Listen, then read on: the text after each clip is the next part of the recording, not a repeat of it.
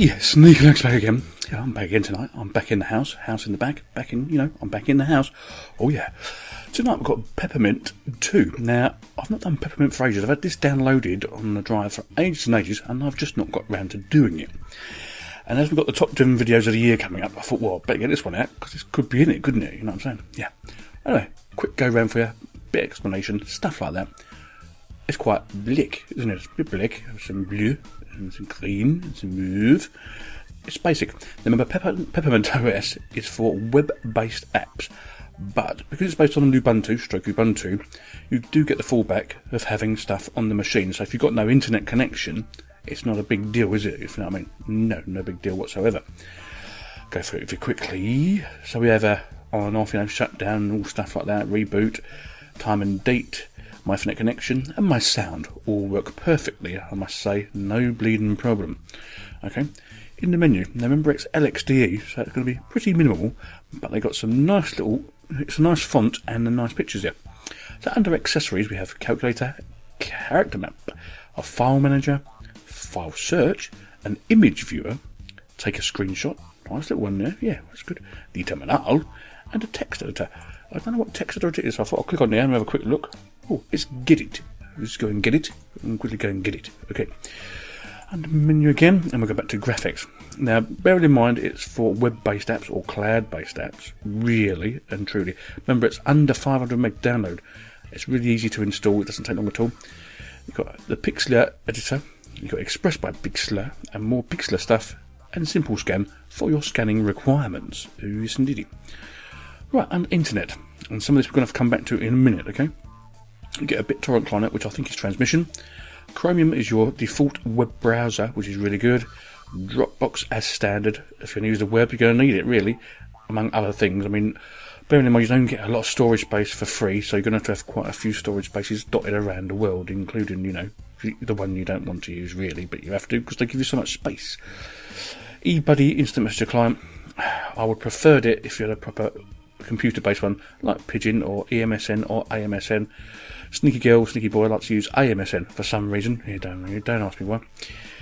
ICE is desktop integration for web apps, and I'm going to come back to that one in a little while, okay? And I'll show you how that works, okay? So an IRC client, which should be XChat or something like that. The Peppermint bug tracking and Peppermint forums, and Seismic Web for web-based social media client. I don't particularly like it personally, but it is here. Right, under Office, you get Gmail, Google Calendar, Google Docs, and Google Reader. Okay? If you're not happy with that, just go and get stuff that you are happy with, if you know what I mean. So if you're using something completely different that's web-based, I'll show you how to do that in a minute, actually. I will show you how to do that. Sound and video, Last FM, a media player. Now, the music player, what do you think it is? Go on, have a guess. Go on, guess. I'm going to have a bit of seepage here. Hang on. Excuse me, I've got no music here at the moment, by the way, but it's quite cute. I love it, baby. I love quite cute. Lovely. It's so lovely and light and super duper and not English or British. Even better. Back to menu again. Sound video again. You also get a sound mixer. The cloud player actually is very good. Check it out. Even via live CD. Just check it out. It's really good. And a YouTube. Just go straight to YouTube. Yeah. System tools, get the extra drivers, a disk utility, language support, printing, is all the stuff you would normally get, and some bits and bobs that you wouldn't normally get.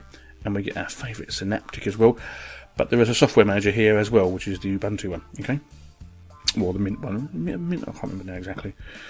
Under preferences, look and feel, desktop preferences, desktop sessions, keyboard, monitor, the usual you'd expect to see here.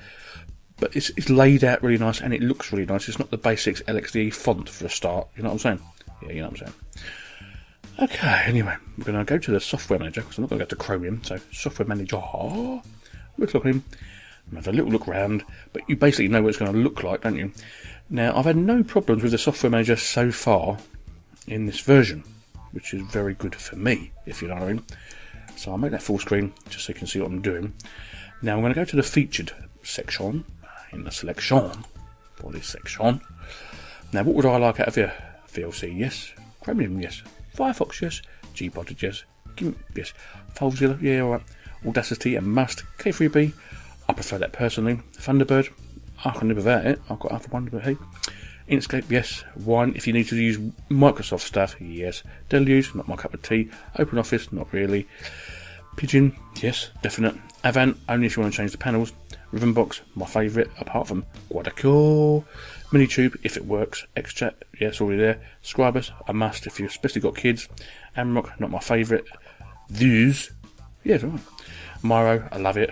Giver, right. Don't always work. F-Spot's pretty good though. And Gwibber, yeah, it's alright. It's not brilliant, but it works. Okay, so yeah, that all works, and that's where you download the majority of your stuff that you really want. Unless you want to use apt-get or whatever, or go to Terminal, or go to Synaptic. You know what I'm saying. Okay, now we'll go back to Internet, and we've got ICE, which is Desktop Integration for Web Apps. Now, say you wanted a basic click on for a favourite web page or whatever. I'm just going to give you a quick demonstration of how it's done. So we open ICE up. Now it wants a URL of the page I want to go to. So I'm just going to click it down there, and I'm going to open up Chromium. Okay. So we go to the menu, go to Chromium. Wait for it to open up. Remember, I'm recording at the same time here. So I'm going to put in distro watch, because most of you should know what that is. So distro watch. I think I've spelled it right. And there it is. So we'll go to distro watch. Wait for the page to load. Ooh. Yeah, got that. Just ain't go out doing them. Right. So we're going to make that just an application in your menu. Right. So we're going to select all. And then we're going to select again and copy that. And then we're going to minimize that. And where it says complete URL, we empty that and put the one we just copied in there, which is there. And what we're going to call it? Well, I think we'll call it distro. Blimey, that's really simple. What part of the menu do you want to go in? Well, the menu even. You can go in any of these you want, okay? Or you can make a desktop app for it. It's up to you, but most people want a clean desktop, and we get to go into the menu. So we'll keep it at Internet. Now you can make your own icon, or get one from your browser, or wherever you want, or in your pictures. Or you can download the icon from the site, or try to. Don't always work, by the way. So we'll download the icon. We'll give it a little while.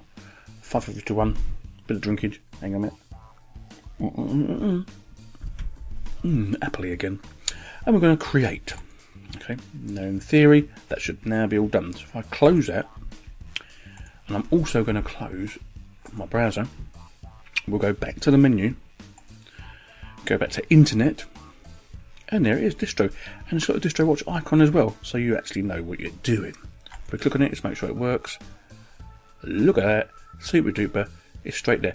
You could say it's like a bookmark or something, but in other applications it's maybe better to say Zoho. If any of you use Zoho for office stuff, I do. I still use it now. I've had a Zoho account for bloody years and years and years.